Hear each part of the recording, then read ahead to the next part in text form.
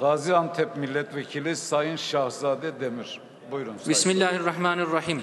Öncelikle İslam ümmetinin, aziz milletimizin ve vekillerinin geçmiş Ramazan bayramını tebrik ediyorum.